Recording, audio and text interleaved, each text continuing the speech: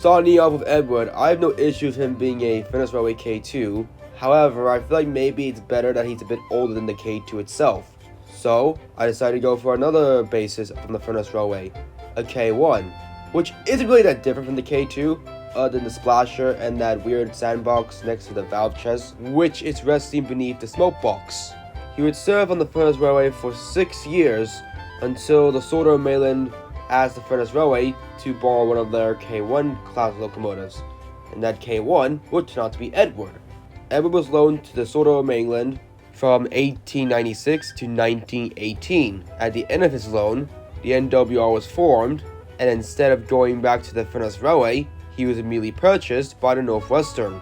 He was renumbered 202 and was named after the first fact director, Edward Topham Hatt. In 1968, after his exploit to get a bunch of tourists home on one cylinder, he was sent to Croton's Gate to have his splashers and side plates mended. His cab was replaced, and his footplate, where his splashers are located, has been raised a bit.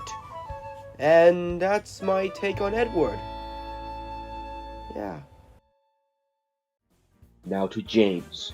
Him being an LNYR Class 28 doesn't personally fit well for me. Neither does the LNER J11s or even the Furnace D5 class, since those three are just what common 060 tender engines in Britain look like. I decided to pick a basis to make James stand out, a Great Eastern D81, as the class has enough power to tackle express trains. Since we see James pull the express in the show from time to time, him being a D81 makes sense, which opted me to give him an express service of his own, called the Sudbury Limited, in my ideal Thomas universe, where the Northwestern Railway realized that the Walter Worcester isn't efficient enough, kinda like a fan of Hero, so they opened a new service, the Sudbury Limited, and James is the one who handles that train.